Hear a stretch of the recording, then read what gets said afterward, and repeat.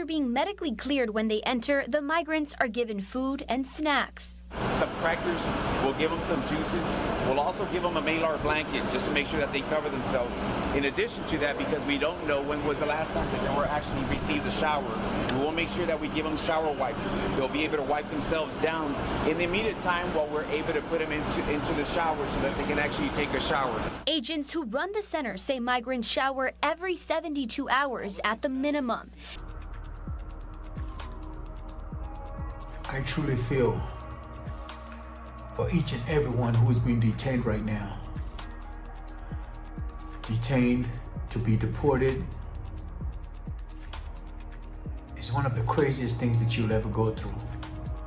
And most people will never get to understand your pain. They will never get to understand all the misery, all the challenges that comes with being deported. See, for most people who have never been through a deportation process, they will look at it like you're getting sent back home. But this is way, way bigger than that. It's way worse than that. Just imagine wherever you're at right now. If I told you, hey, you're in New York and I'm deporting you to Los Angeles, California. Now, I'm keeping you in the same country where you speak the same language, English. But I'm telling you, no, leave everything you have in New York and I'm sending you to Los Angeles. Leave your money, leave your clothes, leave your family, leave your friends, leave all your connections, everything that you've established and worked for your entire life, you're pretty much leaving behind. And I'm going to send you to another part of this country just without anything that you have. Think about it. How would you start when you arrive in Los Angeles if I sent you from New York to Los Angeles? When you arrive in Los Angeles, how are you going to start? Where would you get money to go look for a job? If you come up with a bright idea, well, first I'd go get a job. Okay. Where are you going to go get money to say you're going to catch the bus to look for a job? Where are you going to get money to say pay for a hotel? Where are you going to get money to buy food? Where are you going to get money to just have the basic necessities in life? Think about it. When these people get deported, they're not getting deported in the same country. A lot of these people have migrated to the United States of America when they were kids, when they were young, when they had no say-so in the decision of whether or not they were even going to go to USA. Their parents made that decision and they traveled there, as in my case. When I went to America, it wasn't my decision. To be honest with you, because of the way America was sold as a kid, I thought being in America would have been the greatest thing ever. But as an adult, I realized it wasn't. I was lied to as a kid. As a kid, I believed America would have been the greatest thing. As an adult who lived there for 27 years, I know that's not the case. As an adult who have traveled to many other countries around the world, more countries than I ever wanted to see, I've seen it all and I've done it all. At least all that I wanted to do. And I realized that America is the least of where I would want to be. That's why I'm not there. Now I'm in the position to pay for what I want to be in America if I wanted to be in America. But I would choose not to. Why not?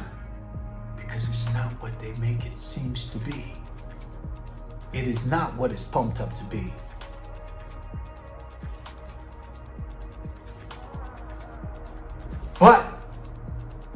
spite of that,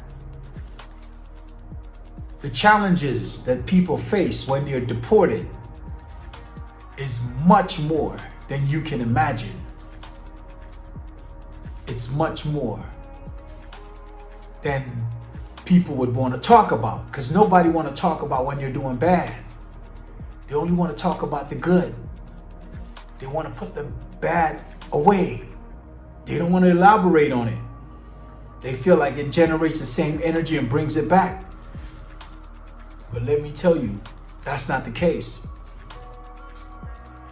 As someone who is known as the last standing deportee, I am here to speak for those who might be going through what I have went through. And I promised myself when I was there, promised many people there, when I get out, I'm going to shed light on what you guys are going through. I'm going to talk about the challenges that you guys are facing. So I want to share with you guys what happens in those detention facilities. Me being exceptional, I was treated exceptionally well. But it was still so difficult because I have love for my people and I saw what they were going through.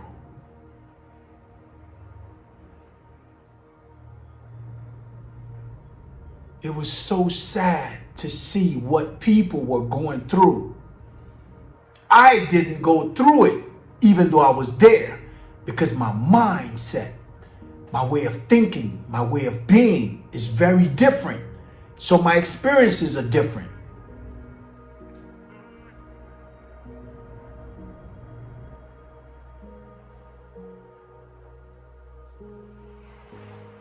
I must say, many of the detention officers were extremely good to me. They treated me well. Exceptionally well. You see, there's some certain things about me that these officers saw. They saw that I was a genuinely good person. They saw that I was very kind, very respectable. They saw that I was fearless and I was not one that they could take advantage of. See, there's certain things about me that I'm still trying to get to understand. But when I'm in certain places, like behind those walls, I don't try to act tough, but you know that I'm not soft. See, my face is very deceptive. I am that smooth, cool, kind, humble brother, but at the same time,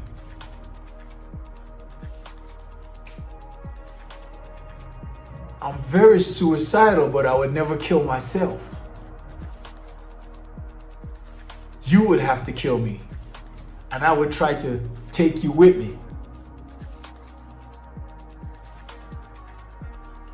So, these officers saw that, and I guess they have a family just like I have a family. They want to go home to their wife just like I would like to go home to my wife. So there was a mutual respect they knew to keep.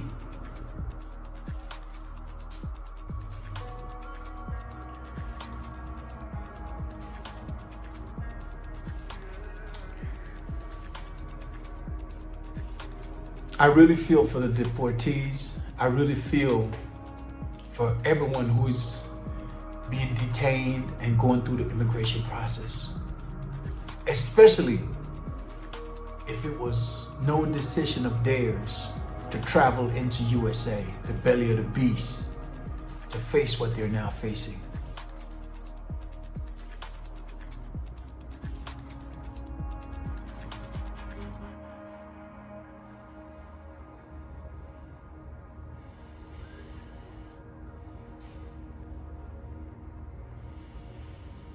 think about the things I left behind. No, I think about the people I left behind. What was it like to get deported? Leave my sons and my daughter.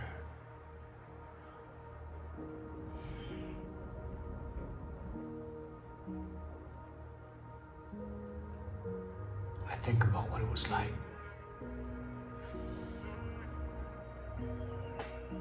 to know I was sitting in that detention facility and I would speak to the mother of my daughter and she said,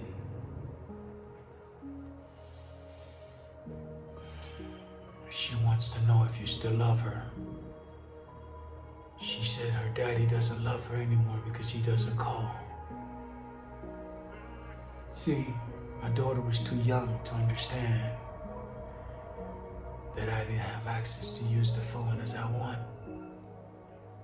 When I was free, I could call her when I want. And whenever she wanted to talk to me, she could reach me. But now, I was detained in Chrome Detention Facility, and she wouldn't be able to reach me, and I would not be able to reach her. So she felt like her daddy did not love her anymore. Can't blame her. She's just a kid, just a baby. So now, I lost out on my daughter.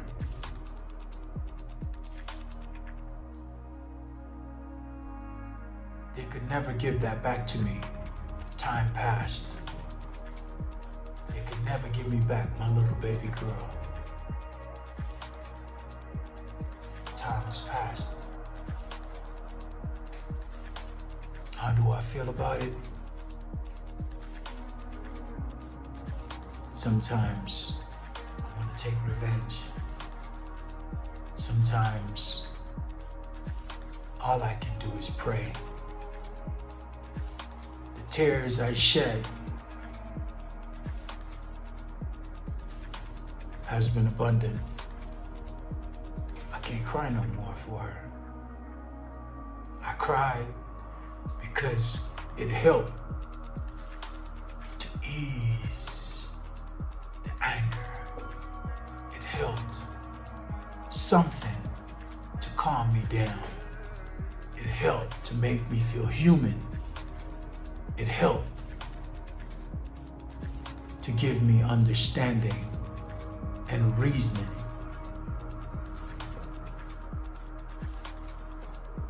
It felt good to know that I can actually cry.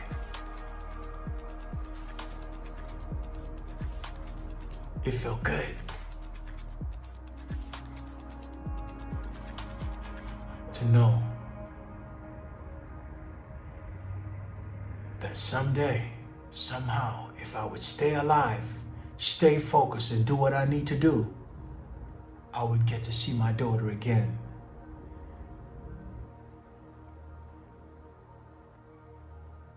So one day, walking in the streets in another country, and I ran into my daughter, not even recognizing it was her. She recognized me.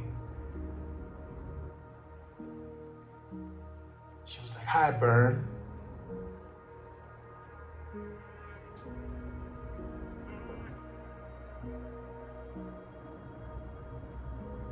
"Hi, Bern." It wasn't Daddy or Dad like I knew her. It was her as a grown woman.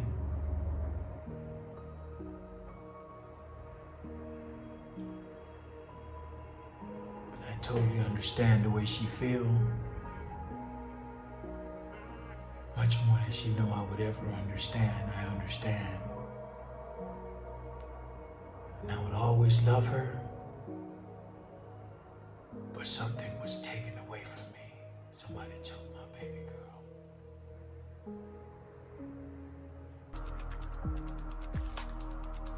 These people are going to suffer for their atrocities. They're going to suffer for everything that they have done to me. I'm confident of that. Each person that had anything to do with my deportation, from the officers who framed me and trumped up charges to make my life difficult, they will pay for it. Your children will pay for it, just as my children has paid for it. And they will suffer. Those who did what they did, that got me removed from my family, my children, my brothers, my sisters, the comfort of everything that I have established for myself, they will face their challenges right here on earth.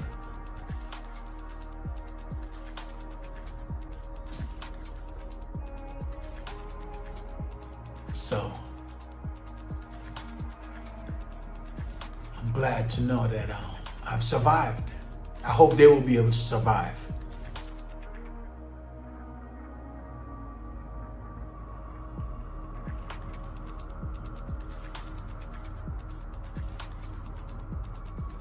You never know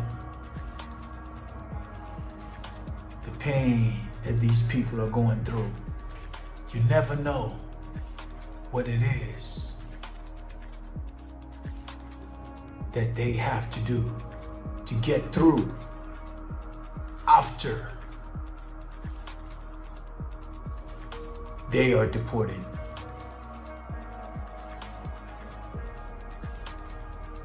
Make sure you guys are subscribed to this channel. Do click the notification bell, choose all, hit the like button, leave a positive comment, and share the good vibe. I'll see you guys on the next video.